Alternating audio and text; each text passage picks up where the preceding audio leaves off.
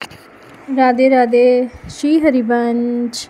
आइए आज की लीला में प्रवेश करें और आज की लीला का शीर्षक है श्याम हिये श्याम जिए, श्याम बिना नाही जिए। कैसी मूर्ख हूँ मैं, अब तक अपनी व्यथा छिपाए फिरती रही। आज सखियों से मिली, उनकी बातें सुनी तो ज्ञात हुआ प्रत्येक घर की बालिका और किशोरी इसी रोग से ग्रसित है। हाँ, रोग ही तो कहना होगा। अच्छे भले मनुष्य को अन्मनस्क बना दे वह रोग नहीं तो और क्या है। ये श्याम सुंदर इंद्रजालिक है क्या? अभी तो 7वां वर्ष चल रहा है।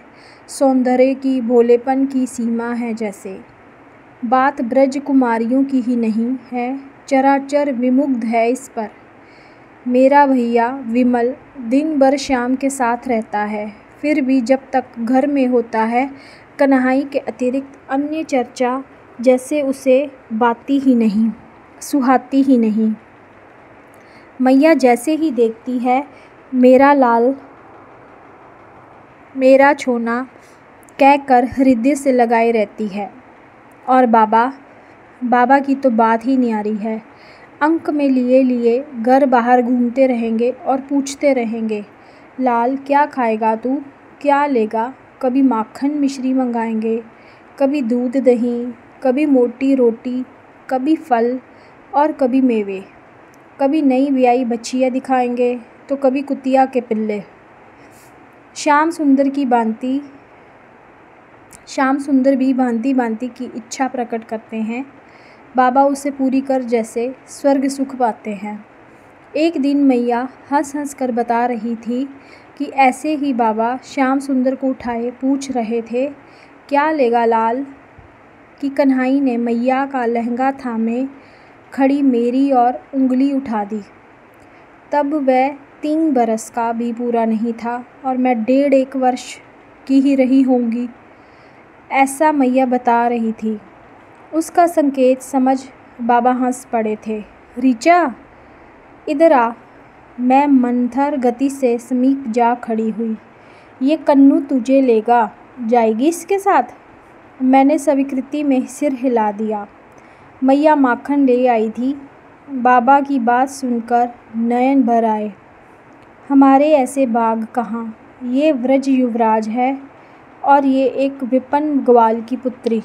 इससे क्या हुआ, हमारे पास कुछ कम गायें हैं और क्या। हमारी लाली रूप गुण की खान है, बाबा बोले। खिला पिलाकर बाबा हम दोनों को गोद में लेकर नंदपोर पर पहुँचे थे। वहाँ जाकर नंद बाबा से कहा, अहो नंदजू, आज तुम्हारे कुंवर ने मेरे घर आकर मेरी लाली को मांग लिया है। क्या हुआ? वहाँ बैठे गोपों सहित हंसकर ब्रजराज ने पूछा। होगा क्या, बाबा कहने लगे। ये मेरे घर की पोरी पर खड़ा था। मैंने गोद में उठाकर पूछा, लाला क्या लेगा। तो लाली को बताकर बोला, इसे लूँगा। मैंने पूछा, इसका क्या करेगा। तो बोला, खेलूँगा। मैंने कहा, अच्छी बात है लाला, दोनों यहीं खेलो। तो बोला, यहाँ नहीं, इसको मेरे घर ले चलो, वही खेलूँगा। सो ब्रजराज, ये लाली आज से आपके लाला की हुई। हम दरिद्रों से क्या बन पड़ेगा। आप इसे अपने महल की दासी बना लीजिएगा। अरे भैया, ये क्या कहते हो, लाला भी तुम्हारा ही है। इसे विवाह का बड़ा चाव है। अभी तो समझता नहीं, बड़ा होगा तो विवाह भी करा देंगे। दासी की क्या बात कही तुमने, बहू घर की दासी नहीं, लक्ष्मी होती है। नंद बाबा ने मुझे समीप बुलाकर सिर पर हाथ फेरा और नंदन काका के साथ हमें यशोदा मैया के पास भेज दिया। सब बात सुन मैया ने मुझे गोद में उठा लिया, दुलार करके मीठे पकवान खिलाए, नए वस्त्र पहनाए और कन्हई के समीप बिठा के निरखने लगी। शाम से रोहिणी मैया ने पूछा, नीलमणि तू कितने विवाह करेगा रे। इतने सारे, श्याम ने दोनों हाथ फैलाकर कहा। अच्छा भला। हाँ मैया, कोई तेरे पाँव दबाएगी, कोई मैया के, कोई रसोई बनाएगी, कोई दही बिलोएगी। कोई हंसी रोक कर मैया ने पूछा, ये क्या करेगी? मेरे साथ खेलेगी, काम काज नहीं करेगी? नहीं मैया, श्याम ने ज़ोर से नहीं में मस्तक हिला दिया। अच्छा नीलमणि, ये बता बेटा कि वृषभानु राय की बेटी राधा तेरी बहू बनेगी तो क्या करेगी? उसकी तो मैं पूजा करूँगा। नील सुंदर की बात पर सब हंस पड़ी। मैया ने पुनः पूछा, पूजा कैसी रे? जैसी तू और बाबा नारायण देव की करते हो, तिलक लगाकर, फूल चढ़ाकर, घंटी बजाकर, भोग लगाकर, आरती उतारकर, चरणामृत और प्रसाद लेकर। वैसे ही हंसी के मारे गोपियों का बुरा हाल हो गया। मैया ने हंसी रोक कर कहा, बहू की पूजा नहीं करते बावरे, ये वह कोई देवता है? पूजा तो प्रतिमा की होती है। कहाँ मैया, तू मुझसे महर्षि शांडिल्य, गौओं की, ब्राह्मणों की पूजा नहीं करवाती? ये सब क्या प्रतिमा है? ये सब प्रतिमा ना सही, पर ये बड़े हैं, पूज्य हैं। बहू पूज्य नहीं होती। मैं तो करूँगा पूजा, मैं तो करूँगा। श्याम ने हठ पकड़ ली। बहुत अच्छा, कर लेना। अभी तो इस लाली के साथ खेल। मैया ने अपना पिंड छुड़ाया। 4 बरस पहले की बात है। वह नंद भवन से पहनाए मेरे वस्त्र मैया ने संभाल कर रखे हैं। कभी कभी बात बात में कह देती है मैया, ऋचा तू कन्हाई की है, वागदान कर चुके हैं तेरे बाबा। हमारे यहाँ उनकी धरोहर है, जब चाहें ले जाएं। बड़े लोग कहते हैं दऊ के कारण कन्हाई का विवाह रुका है। इसके अन्य सखा और भाइयों के तो कई विवाह हो गए।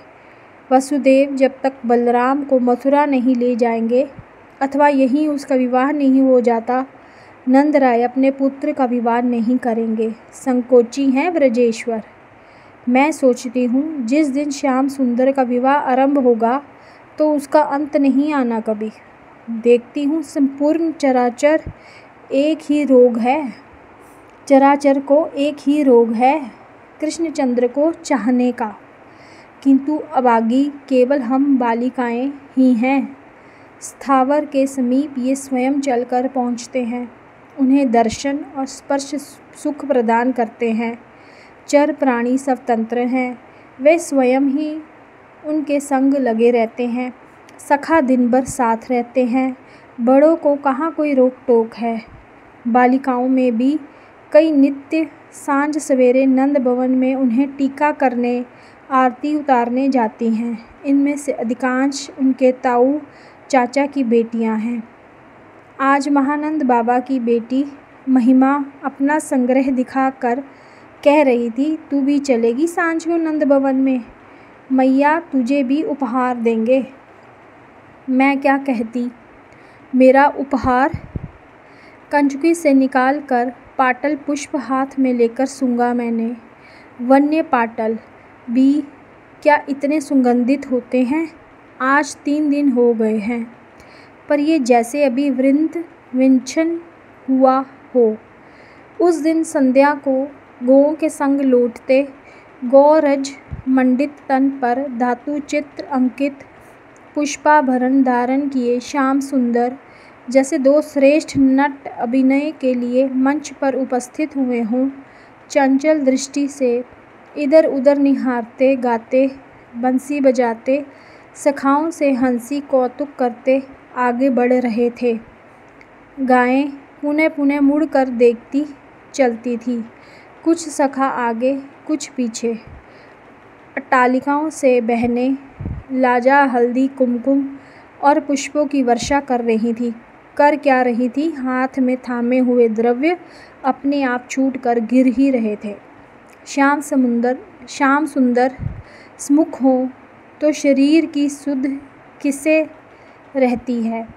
नयन ललक कर कृपण के धन से चिपटते हैं। चलते चलते दृष्टि उठाई उन्होंने रक्तिम डोरों से सज्जित पद्म पलाश दल लोचनों की वह मुस्कान, संयुक्त दृष्टि, कौन है त्रिलोकी में जो बाण ना भूल जाए। दक्षिण कर उठा, अलकों में सजा पाटल पुष्प कर में आया और प्रक्षिप्त हुआ, आकर हृदय पर लगा। मन की दशा कैसे कहूँ, हृदय रोग की ये दिव्यौषधि पाकर प्राण हर्ष विह्वल हो उठे।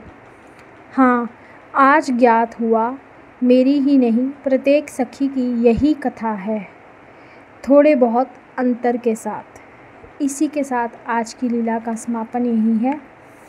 राधे राधे, सी हरिवंश। कल फिर मिलेंगे एक और नई लीला के साथ।